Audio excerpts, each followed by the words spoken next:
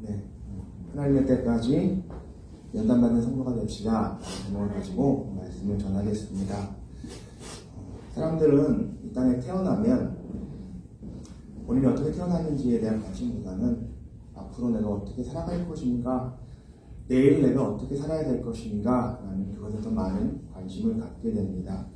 세상을 살아가면서 갖게 된 자신만의 가치관 혹은 세상을 바라보는 그러한 시선, 시각에 따라서 그것이 자신에게 세워지면 어떻게든 그 생각대로, 자신의 생각대로 열심히 살아내어서 나와 가족이 편안함을 누릴 수 있는 방법들을 찾기에 급급하고, 또 삶의 그 보람을 위해서 내가 잘할 수 있는 것은 무엇인가 하는 것들을 끊임없이 찾으며 살길 원하죠. 그러한 가운데 자녀들도 이런 세상에서 어떻게 살아야 된다 라고 자신이 느낀 것, 자신이 경험한 것을 중심으로 가르쳐주고 교육하게 됩니다. 그런데 우리는, 그러한 사람들은 어떻게 태어났는지에 대해서는 잘 관심을 갖지 않죠. 마치 우리는 한정된 삶을 살고 있다는 것을 알고 있음에도 불구하고 영원전부터 살아왔던 그런 사람인 것처럼 인생을 주어진 우리에게 주어진 그 인생을 너무나 당연한 것으로 알고 사는 것 같습니다. 저도 나이가 차서 장년이 되어서야 아버지나 어머니의 어린 시절의 이야기를 조금 듣게 되었는데요. 전쟁통에서 이북에서 피난을 내려오신 외할아버지와 어머니의 이야기를 듣게 되었고, 또 그 전쟁통에 아버지는 숨죽여 집에 이렇게 이불을 뒤집어 쓰고 숨어 계셨고, 그 집 주변으로 포탄이 떨어지고 총소리가 났네 하는 그러한 우용담인지는 정확히 모르겠지만 그러한 이야기를 들었던 경험이 있습니다. 그런 기억이 있는데, 훗날 아버지와 어머니가 그러한 시대를 지나고 나서 결혼을 해서 제가 태어난 것이지 않겠습니까? 그 스토리를 생각해 볼 때 정말 그냥 한 사람의 인생일 수도 있지만, 그저 지나가는 한 사람의 인생일 수도 있지만 정말 기적 같은 일이다. 그 전쟁통에서 그 다른 곳에서 사는 그 두 분이 어떻게 살아나서 만나서 결혼을 해서 출산한 것이 저구나 하는 그런 생각을 해보면 되게 감동적이고, 저만 그럴지 모르겠지만 감격이 되는, 감격스러운 그러한 기분을 느낄 수 있었던 것 같습니다. 출애굽기 1, 2장을 읽으면서도 이 모세의 출생 스토리를 생각해보면 이와 같은 생각이 또한 함께 드는 것이죠. 모세는 그 스스로 생각할 때 그저 자기 자신이 그냥 태어났고 자라났다라고 생각할지도 모르겠지만, 모세의 출생을 이 말씀에서 살펴보면 너무나도 드라마틱하고 기적과 같은 출생인 것입니다. 하나님의 절대적인 보호하심이 아니었다면 모세가 태어날 수 있었을까 하는 생각을 해보게 되는 것이죠. 창세기의 마지막 말씀은 요셉이 총리가 되고 야곱의 모든 일가가 애굽에 들어와서 순조롭게 정착하는 것으로 그렇게 마무리가 됩니다. 그리고 오늘 출애굽기 1장 8절의 말씀을 볼 때 요셉을 다스리는 새 왕이 일어나 애굽을 다스리더니 라고 말씀하고 있습니다. 말씀 잘못 읽었네요. 1장 8절 말씀. 요셉을 알지 못하는 새 왕이 일어나 애굽을 다스리더니 라는 말씀입니다. 더 이상 그 요셉을 알지도 기억하지도 못하는 시대가 되었고, 그러할 때 왕 그 바로가 서게 되었음을 알려주는 것입니다. 그런데 이 바로에게는 두려움이 있습니다. 그것이 뭐냐면 이스라엘이 번성하는 것에 대한 두려움이죠. 하나님이 복을 주셔서 애굽 땅에서 이스라엘은 그 어느 민족보다도 번성했습니다. 애굽 왕 바로가 두려움을 느낄 정도로 말이죠.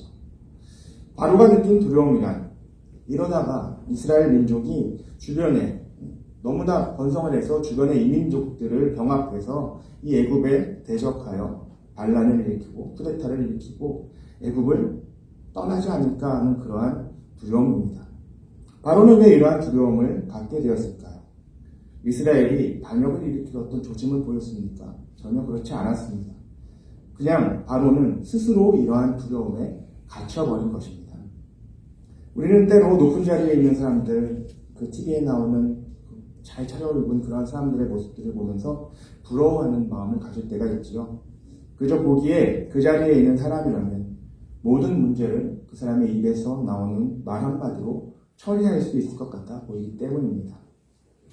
늘 다각도에서 비서의 역할, 시종에 드는 역할을 하는 참모들이 얼마나 바쁘고 열심히 그 사람을 위해서 일을 살폈는지 모릅니다. 그렇지만 그렇다고 해서 만약 이 높은 위치에 있는 그 사람이 행복하기만 하겠습니까? 영화를 보면 조직의 보스는 어떻습니까? 늘 긴장하고 있습니다. 부하들이, 그 충성스러운 부하들이 말 한마디면 다른 사람을 해하는 것까지도 그렇게 그 말 한마디면 그렇게 일을 행하지만 그는 늘 긴장할 수밖에 없는 것이 다른 조직의 침략이 언제 있을지 모르고 또 오늘 충성스러웠던 그 부하가 내일 칼을 들고 찾아오지 않을까 하는 그러한 염려에서 빠져나오지 못해서 좀처럼 사람을 믿지 못하기 때문에 가장 높은 위치에 있지만 마음이 편할 날이 없는 것이겠죠. 대통령은 어떻습니까? 일을 잘한다고 한편에서는 국민들이 박수치면서 환영하지만 또 한편에서는 아직 해결되지 않은 여러 가지 일들이 있어서 부정을 주장하고 법적인 조치 대통령에게도 있어야 된다라는 그러한 주장을 목청을 높이며 하고 있습니다. 대통령이 그 자리에 있다고 한들 그가 정말로 원하던 대통령이 되었지만 그저 마음이 편하기만 하겠습니까? 바로 눈앞에서 임기를 채우지 못하고 탄핵을 받고 내려와야 했던 앞선 2명의 대통령을 보았기에 그 길을 걷지 않기 위해서라도 얼마나 마음을 졸이면서 또한 국정을 수행하고 있겠습니까? 수시로 바뀌는 국내 정세 속에서 가장 올바른 판단을 하기 위해서 마음 편히 잠을 청할 수 있는 그러한 날이 며칠이나 있을까요? 온갖 경우의 수를 계산하면서 생각하면서 머릿속이 참으로 복잡한 삶을 살아갈 것 같습니다. 애굽의 바로도 그와 같은 생각들 속에서 자기 스스로 생각할 때 가장 좋은 방법들을 찾아가고 있는 것입니다. 그렇게 번성하는 이스라엘을 어떻게 처리할 것인가 그가 고민하며 생각해낸 것이 지금보다 더 많은 노역을 부과하고 더 고단하게 하여서 그들이 번성하지 못하도록 하는 것이었죠. 1장 11절에 보면 국고성 비돔과 라암셋을 건설하는 일을 더하였습니다. 나라의 곡식이나 중요한 물자를 저장하는 시설, 그것들을 확충하는 거대한 창고를 건설하는 일이었죠. 이 일에 동원되어서 밤낮 없이 일하며 고단하니 퇴근하고 집에 가면 그저 어떻게 되겠습니까? 골아 떨어지겠죠. 그러니 아기가 생길 틈을 주지 않는 것입니다. 그럼에도 불구하고 신기하게 이스라엘 백성은 학대를 받아서 큰 노역에 시달림에도 불구하고 더욱 번성했다고 합니다. 1장 14절에서는 그렇기 때문에 이제는 거기에 사용해야 할 재료들을 직접 만들도록 하니 흙을 이겨서 벽돌을 직접 모양을 내어 부어내기까지 해야 하는 그러한 일들을 더하게 하였지만 그럼에도 이스라엘 백성의 번성을 막기에는 충분하지 않았습니다. 하나님이 복주시어서 번성하는 이스라엘을 그러한 인생의 방법으로 막을 수 없었던 것이죠. 바로가 이때 하나님이 함께 하시는 이스라엘, 복주시는 이스라엘임을 깨달았으면 좋았을 텐데 번성하고 또 번성함에 그저 그 마음 안에 두려움만 더 커져가고 어떻게든 이를 막아야 한다는 그 생각에만 더욱 몰입하게 되었던 것입니다. 그래서 더 악한 방법을 사용합니다. 히브리 산파들 중 대표자인 듯한 그 십부라와 부하라는 여인을 불러서 명하죠. 출산하는 히브리 여인의 집에 가서 남아가 태어나거든 그 자리에서 죽이라 라는 조용한 명령을 내렸습니다. 그러나 다행스럽게도 이 히브리 산파들은 17절 말씀에서 보는 것처럼 살아있는 신으로 추앙되는 애굽의 바로보다 눈에 보이지 않는 여호와 하나님을 더 두려워하는 그러한 사람들이었습니다. 바로는 보지 못하는 하나님의 섭리를 이들은 보고 있는 것이죠. 이들에게 하나님은 지혜를 주시고 바로 앞에서 말하기를 히브리 여인이 일반의 다른 여인들과 달리 태생적으로 건강하기 때문에 출산이 빨라서 아기를 갖기 위해 이들의 집에 도달하면 이미 아기가 출산되어 잉태되어 나왔다라고 그렇게 말하였고 하나님은 이 산파들에게 그 집안을 흥왕하게 하고 복을 주셨다라고 전해주고 있습니다. 세상에 살면서 때로는 우리에게 부당하거나 부정한 일들을 하도록 강요되는 그러한 시간을 보낼 때가 있습니다. 요즘은 많이 변했다고는 하지만 예전에 직장 생활을 할 때 회식 문화가 얼마나 강압적이었는지 모릅니다. 술을 먹지 않으려고 해도 강압적인 분위기에 이겨내지 못하고 술을 마셔야 했던 그러한 시간이 있었습니다. 부끄럽지만 그때는 눈에 보이는 직장 상사가 하나님보다 더 가까이 있었고 더 두려웠었기 때문이겠죠. 또 회사에서 새로운 지점을 내거나 영업용으로 사용할 승용차를 구입하거나 그러면요 꼭 살을 지낸다고 합니다. 그래서 돼지머리를 가져오고 막걸리를 뿌리고 돼지머리 콧구멍에다가 막 돈을 집어 쑤셔 박아놓고 막 이런 일을 하면서 절을 하라고 이렇게 시키곤 합니다. 그때마다 저는 거래처와 중요한 약속이 있어서 그 시간에 참석할 수가 없다고 하며 일부러 그 시간에 약속을 잡아서 피하기도 하고요. 애초에 집안일 때문에 연차를 사용해야 한다면서 그날은 아예 휴가로 내버린 적도 있었습니다.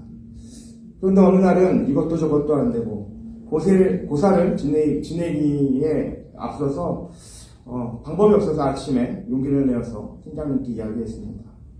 저는 고사 지내면서 절을 할 수 없습니다. 팀장님 저는 기독교인입니다. 라고 했더니 하시는 말씀이 회장님도 같이 하는데 네가 뭐라고 빠지냐. 나도 가끔 교회 나간다. 유별나게 보지 말아라. 뭐 이런 식으로 말을 하는 것이죠. 속으로는 어쩔 수 없나? 하나님 제가 어찌해야 할까요? 박차고 나갈까요? 이런 고민과 갈등을 했었는데 어떻게 해야 될지 모르는 그런 갈등 속에서 기도하듯이 마음이 안절부절하지 못하고 있었을 그때 고사가 시작되면서 절을 해야 될 시간이 되니까 팀장님이 갑자기 회장님한테 저에 대해서 말씀을 대신 해주는 거예요. 윤대리는 기독교인이라 절을 하지 않겠습니다. 라고 그렇게 말을 해주는 겁니다. 그때 왜 팀장님이 그렇게 갑자기 얘기했는지 기억은 나지 않지만 어쨌든 그 사건으로 인해서 여러 사람들의 눈총을 좀 받기는 했지만 이후로 회사 생활하면서 고사에 대한 스트레스에서는 벗어날 수 있게 되었습니다. 제가 직접 고사에 참여하고 절을 할 수 없다라고 그렇게 용기 있게 말하지 못한 것이 지금 생각해보면 좀 부끄럽기는 하지만 이렇게 마음으로 갈등하는 가운데 하나님이 팀장님을 통해서 저를 건져주었던 그러한 일로 저에게는 기억되며 이렇게 돌아볼 때에 저에게는 살아계신 하나님이심을 다시금 경험케 하여 세상보다 크신 하나님 그 하나님을 더욱 담대하게 믿을 수 있도록 인도해 주신 사건이라고 믿습니다. 아멘. 하나님의 말씀이 깨달아지고 그 말씀이 나의 삶에 드러내고 비추일 때에 우리는 돌이키고 온전히 순종할 수 있기를 원합니다. 눈에 보이는 그 어떤 권력이 있는 사람보다 십부와 보아처럼 눈에 보이지 않는 하나님을 경외함으로 하나님의 뜻에 순종하며 살아가기를 힘쓰는 저와 여러분 되시기를 이 시간 소망합니다. 아멘. 자신의 뜻대로 되지 않는 바로는 점점 더 불안해졌을 것이고 더 확실한 방법을 찾게 되었고 이제는 직접적으로 히브리 여인에게서 태어나는 남자아들을 찾아내어서 발굴하여 내어서 날강에 던져버리라 라고 명령했습니다. 산파들을 통해서 남자아기를 출산 시에 죽이는 것은 마치 잉태 중에 아기가 죽은 것처럼 그렇게 속일 수 있는 여지가 있는 그러한 명령이었다면 그게 통하지 않으니 이제는 그저 바로 자신의 뜻을 이루기 위해서 대놓고 범죄하기로 결정한 것이죠. 얼마나 많은 남자아기들이 나일강가에 던져졌을 것이고 이를 막기 위해 아기를 숨기려는 그러한 시도들, 히브리 여인들의 시도들이 있었겠고 그 가운데 애굽의 군사들은 폭력을 행하며 강제로 아기를 빼앗는 기극이 애굽 땅에 특별히 이스라엘 백성들 사이에서 얼마나 많이 벌어졌겠습니까? 사탄은 이렇게 바로를 통해서 하나님의 구원을 막고자 하는 것입니다. 하나님이 택하신 백성 이스라엘이 출범하지 못하도록 온갖 수단을 사단은 동원하고 있는 것이죠. 마치 예수님이 이 땅에서 태어나실 때에도 마리아는 임신하여 불편한 몸으로 나사렛에서부터 베들레헴까지 먼 길을 가야만 했습니다.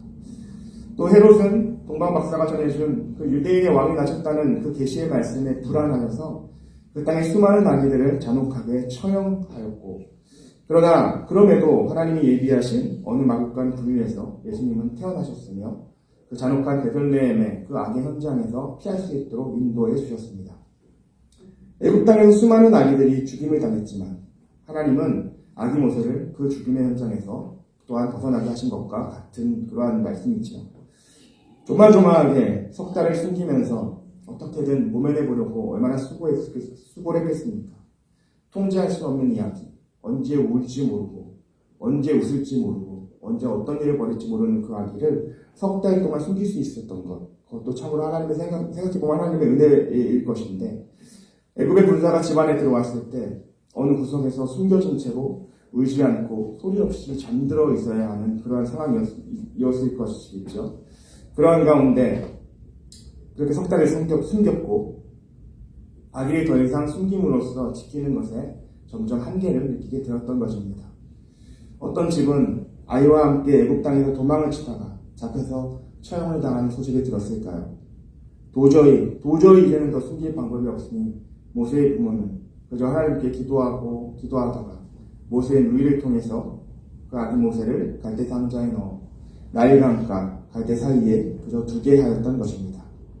하나님, 제게는 더 이상 방법이 없습니다. 하나님, 이 아기의 생명은 오직 하나님의 손, 하나님의 구원에만 달려 있습니다. 주신 이도 하나님이시니 거두시는 이도 하나님이심을 인정합니다 하는 그 마음으로 강가에 갈대 상자를 두었겠죠. 그 시간은 오직 하나님의 처분을 바라며 기도함으로 멀리서 아기 모세의 그 갈대 상자가 어찌 될지를 떨며 바라보고 있지 않았겠습니까? 오늘 6절의 말씀을 보면 히브리 사람의 아기로다, 갈대 상자에서 발견한 그 아기 모세를 보고 바로의 딸 공주가 한 말입니다. 멀리서 보던 누이는 어쩌면 하필 바로의 딸에게 발견되었단 말이냐라고 순간 탄식했을지 모르겠습니다.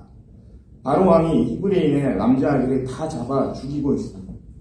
딸이 그 아버지가 행한 대로 할까 두려운 감정이 생기진 않았을까요? 그런데 바로의 딸에게 히브리 사람의 아기들이 강제적으로 죽어가는 가운데 자신의 아기를 살리고 싶은 그 부모의 마음이 느껴졌을까요? 불쌍히 여기는 마음이 일어났던 것이죠. 그 마음을 누가 주셨습니까? 하나님이 주신 마음입니다. 살면서 도무지 내 안에 방법이 없으므로 낙심하셨던 적이 혹시 있으십니까?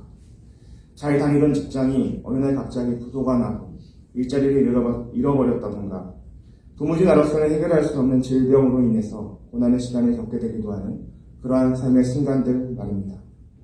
어떻게든 그 시간을 벗어나기 위해서 몸부림을 치고 가진 방법을 내가 할 수 있는 모든 방법들을 동원해 보았지만 제자리 걸음일 뿐 한 걸음도 앞으로 나아가지 못하는 것 같은 그러한 일들이 우리 인생의 시간 속에서 곳곳에서 나타납니다. 저는 그런 어려움이 있을 때마다 그래도 하나님의 구원하심을 경험하고 맛보았던 것 같습니다. 사실 이렇게 설교의 자리에서 하나님의 말씀을 전하고 있지만 오늘을 사는 이 시간도 저에게는 만만치 않은 삶의 문제들이 닥쳐 있습니다. 그런데 그럼에도 불구하고 그렇게 심하게 걱정하지는 않습니다. 이미 여러 차례 고난의 시간들 속에서 하나님의 건져주심을 경험하였기 때문에 저에게도 믿음이 더 생겨난 것 같습니다. 말씀을 읽고 묵상함을 통해서 오늘 부딪히는 그 문제들에 대해 하나님이 제 삶을 지켜보시고 또다시 역사하실 것을 믿을 수 있는 배짱이라고 할까요? 담대함이 저에게 생겼던 것이죠. 오히려 이 문제들에 내가 할 수 있는 일이 없다는 것이 더 다행스럽게 여겨집니다. 그저 두려움 없이 하나님이 행하신 일들을 기대하는 마음을 주시는 것 같습니다. 하나님의 구원은 정직한 기도를 통해서 일어납니다. 그리고 하나님은 우리가 그 기도의 자리에서 간절히 하나님을 구할 때 그 흘리는 눈물을 받으시고 은혜를 베푸십니다. 아멘. 오직 하나님의 도우심을 구하며 강가에 놓인 갈대 상자를 그저 바라보며 간절히 눈물로 기도할 때 원수와 같은 바로이지만 그의 딸을 통해서도 하나님은 구원을 이루실 수 있는 분이십니다. 그러한 구원이 오늘에 사는 저와 여러분에게도 여전히 펼쳐지고 있음을 믿음으로 간절히 하나님 앞에 신앙하며 믿음으로 연단되어지는 저와 여러분의 삶 되시기를 소망합니다. 아멘. 이렇게 애굽의 바로에 의해서 아기들이 몰살되어지는 그러한 상황 가운데 아이러니하게도 모세는 바로의 궁전에서 자라게 되는 것이죠. 바로의 딸에 의해서 나일강에서 건져지고 물에서 건져내었다는 뜻의 이름으로 모세라고 이름하였습니다. 게다가 모세를 낳아준 친어머니의 그 젖을 먹으며, 친어머니를 유모로 알았겠지만 처음에 그렇게 젖을 먹으며 자랐습니다. 그렇게 바로는 궁전에서 자랐지만 유모의 역할을 해준 어머니와 누이 덕분에 그가 스스로 유대인임을 깨달았겠죠. 그리고 이 특별하게 받은 생명, 많은 아기들이 죽어가는 그 시간 속에서 특별하게 받은 생명, 그리고 그가 애굽에서 교육받으며 성장하면서 그 삶에 대해서 모세는 스스로 의미를 부여하고 있었는지 모릅니다. 당시 모든 아기들이 죽은 가운데 유일하게 생명을 얻은 자신이 하나님의 택함을 받은 자이고, 그래서 유대인 자신의 동족이 애굽 안에서 고난받는 모습을 보면서 이들을 도와야 한다는 그러한 사명이 모세 자신에게 있다라고 그렇게 생각하지 않았겠습니까? 그러다 보니 눈에 보이는 애굽 관리가 유대인을 치는 것을 보고 분이 나서 그를 죽이게 되었다는 것 아니겠습니까? 그런데 그 다음날 동족으로부터 모세는 어떤 말을 듣습니까? 2장 14절 말씀은 보면 누가 너를 우리를 다스리는 자와 재판관으로 삼았느냐라고 합니다. 어쩌면 모세는 그 마음에 히브리인들의 지도자로서 자신의 역할을, 자신이 그 역할을 해야 한다고 생각하고 있었는지 모릅니다. 그러나 오히려 히브리인들에 의해서 지도자가 아니라 애굽으로 쫓겨나서 멀리 도망해야 하는 신세, 아무것도 아닌 미디안 광야에서 나그네로 살아야 하는 그러한 신세가 되어버렸던 것이죠. 무려 40년 동안 말입니다. 저는 우리 나이가 만 나이일까요? 다른 나이일까? 만으로 40 무렵에 신학대학원에 입학했습니다. 나름 하나님의 그 부르심에 대한 놀랄만한 간증이 저에게도 있습니다. 그러니까 입학할 수 있었겠죠. 그래서 믿음으로 하나님이 도우시고 인도하실 것을 고백하면서 늦었다고 초조해하지 말고 일단 열심히 배우자라는 생각을 가지고 대학원 생활을 했던 것으로 기억합니다. 당시 나이 많은 전도사 어느 교회에서 불러주거나 아무도 불러주지 않을 것 같은데 그런 생각하고 있었을 때에 사역을 할 수 있게 하나님께서 인도해 주셨고 예비하신 좋은 교회에서 전도사로부터 시작을 해서 전임 사역까지 6년 동안 훈련받을 수 있게 해주셨습니다. 그리고 그 교회를 나와서는 다음 사역지에서 또 2년 정도의 시간을 사역을 이어갈 수 있었습니다. 8년 정도의 사역을 진행하면서 이제는 작은 교회를 개척하거나 아니면 부족하지만 나를 필요로 하는 어느 교회가 있다면 하나님 인도해 주시면 다른 목회를 시작해보고 싶은 그러한 마음이 생겨났죠. 이제는 제 나이도 그렇고 때가 되지 않았느냐라고 이렇게 혼자서 생각하고 있었습니다. 그렇지만 원하는 대로 길이 열리지 않았고 막막한 가운데 3개월이 그냥 훌쩍훌쩍 놀고 있을 때 그렇게 시간이 빨리 갑니다. 훌쩍훌쩍 지나가 버리고 그리고 우리 교회에서 청년부 지체들과 더불어 함께 할 수 있는 사역의 자리로 하나님이 인도해 주셨습니다. 나는 때가 된 것 같은데 나는 이제 주도적으로 목회를 시작할 수 있을 것 같은데 아니 어떤 목사님은 나보다 나이도 어리고 나보다 크게 볼 것도 없어 보이는데 벌써 단위 목회를 시작하고 개척도 하고 이렇게 잘 풀려주시는 것 같은데 하나님 왜 저는 이대로인가요? 왜 하나님 좀 불러주셔놓고 이렇게 대책을 안 세워주세요? 하는 그런 투정과 불평들이 나오기 시작하면서 그렇게 묻고 탄식하고 또한 그 가운데 기도했습니다. 그 가운데 다시금 말씀을 보이시고 깨닫게 하시니 바로 오늘 나누는 모세의 삶인 것이죠. 드라마틱하게 생명을 얻어서 이스라엘의 지도자로서 가장 합당한 교육을 받았음에도 그래서 스스로도 자격이 있는 거라 생각했을지 모르는 그 삶의 구조에 있었지만 하나님이 모세를 부르는 때는 모세가 생각했던 때와는 완전히 다를 때였습니다. 나는 전혀 특별하지 않아. 나는 그 누구도 구원할 수 없어. 나의 삶조차도 이 미디안 광야에서 유목민들에게 구원을 받았는데 내가 우리 민족을 위해서 무엇을 할 수 있겠어? 애굽이 지금 어떻게 변했는지 알 수도 없을 만큼의 오랜 시간 40년이 지나가 버린 후 나는 아무것도 할 수 없습니다. 나는 말 못하는 자입니다. 라는 그 고백만이 나오게 된 그때가 하나님이 모세를 부르시는 때였다는 것입니다. 왜 하나님은 아브라함을 본토 친척 그 익숙했던 고향에서 불러내셔서 바로 그가 거주하여 민족을 이루어갈 수 있는 땅으로 인도하지 않으셨을까요? 왜 그랄 땅에서 또 애굽에서 아내 사례를 빼앗길 것 같은 그 위험한 상황 가운데 처하게 하시고 숱한 날들을 이방인들과 긴장 속에서 살게 하신 것입니까? 왜 아브라함에게는 아들 이삭, 그 귀한 아들 이삭을 그토록 오랜 세월을 보낸 후에 100살에 이르러서야 주신 것인가요? 아브라함뿐입니까? 야곱을 택하신 하나님은 그에게 험악한 세월이었다라는 그런 고백이 나올 정도로 힘든 삶의 여정을 보내게 하셨습니다. 에서를 사랑하지 않고 야곱을 사랑하신다라고 말씀하셨으면서 에서는 일찌감치 민족을 이루어 부유하게 살았지만 야곱은 삼촌 라반의 집에서 억울한 대접을 받았고 통제가 안 되는 아들들로 인해서 전쟁의 위협 속에 빠지기도 했습니다. 가장 사랑하는 아들 요셉을 잃은 슬픔까지도 경험했죠. 다윗은요, 도대체 사무엘 선지자가 그의 머리에 기름을 부으며 이스라엘의 왕이 될 것을 전한 지가 언제인지 모를 만큼 오랜 시간을 도리어 쫓기고 죽임당할 위험 속에서 앞날을 알지 못한 채 살아야만 했습니다. 왜 하나님은 부르신 이들의 삶에 이러한 고난을 감당하게 하실까요? 하나님은 하나님의 그릇으로 사용하기 위해 그렇게 택한 자녀들이 겸손하기를 원하시는 것 같습니다. 아멘. 하나님 앞에서, 그 말씀 앞에서 온전히 순종할 수 있는 겸손에 이르기까지 우리를 단련하시는 줄로 믿습니다. 예배를 드리고 찬양을 하고 주신 은혜에 감동하면서 우리는 주님을 닮기 원한다고 고백합니다. 주님이 가신 길, 낮은 곳으로 향했던 그 길을 따라가겠노라고 눈물을 흘리면서 결단합니다. 그렇게 그 예배가 끝나면 하나님은 우리에게 바로 그 결단을 귀하게 여기시면서 그 고백과 그 결단에 응답하십니다. 우리에게 주님과 같이 낮아질 기회를 허락해 주시는 것이죠.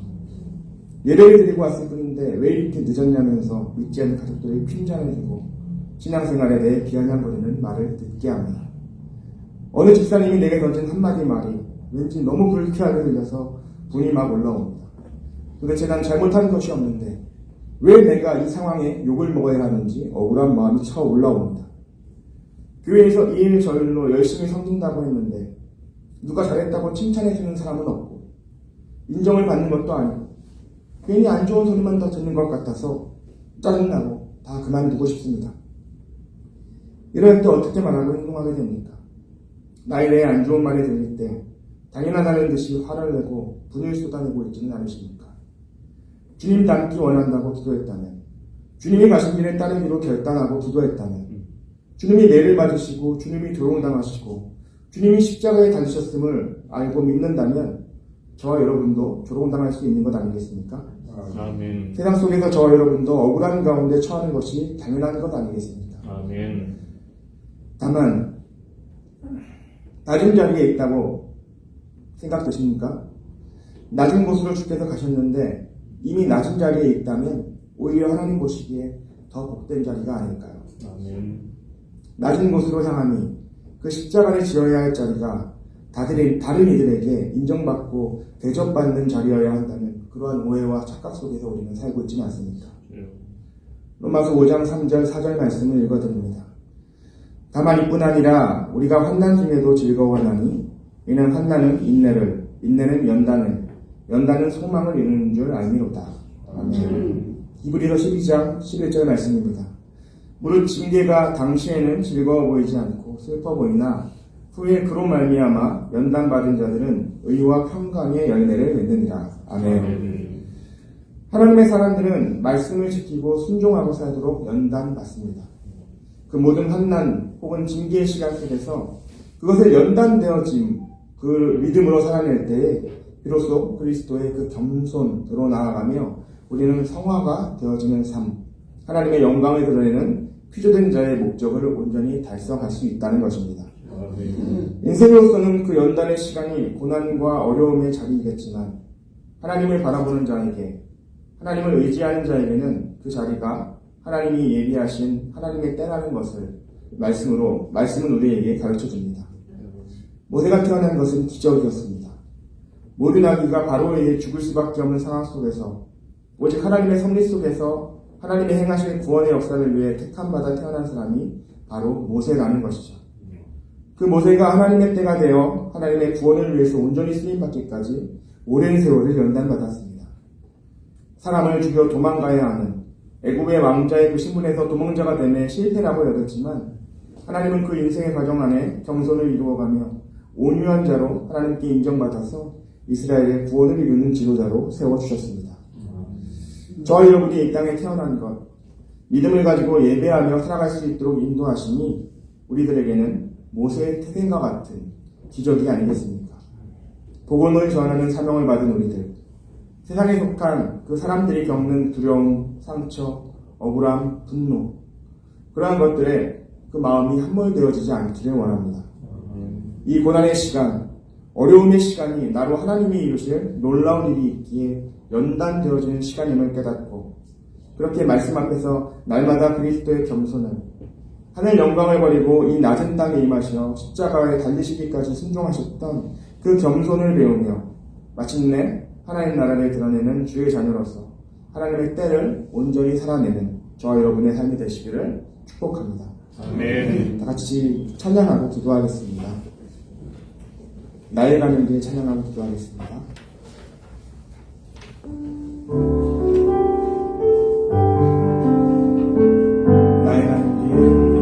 나의 가는 길 주님 인도하시네.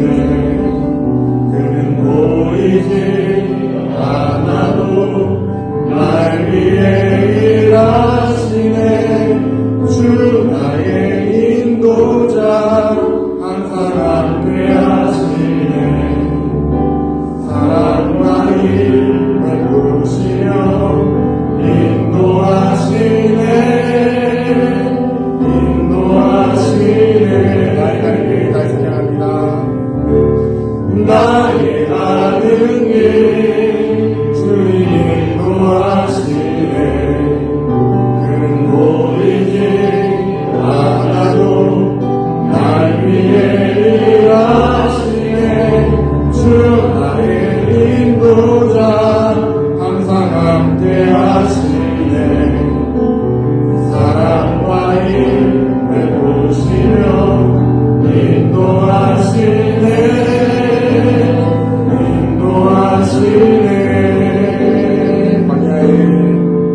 광야에 길을 만드시고 나의 인도해. 사막에 강 만드시었구나.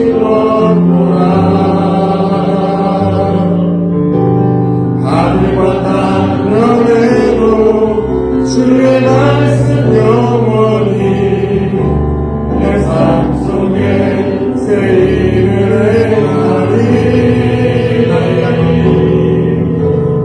나의 가는 길 주님 인도하시네. 그는 보이지 않아도 날 위해 일하시네. 주 나의 인도자 항상 함께 하시네. 사랑과 힘을 보시며 인도하시네. 광야의 길을 만드시고 광야의 길을 만드시고 나를 인도해. 사막에 강 만드시었구나. 하늘과 땅 면에도 주의 말씀 영원히 내 삶 속에 새 일을 행하리. 나의 가는 길 주님 인도하시네. 그는 보이지 않아도 날 위해 일하시네. 주 나의 인도자 항상 함께 하시네. 사랑과 힘을 부시며 인도하시네.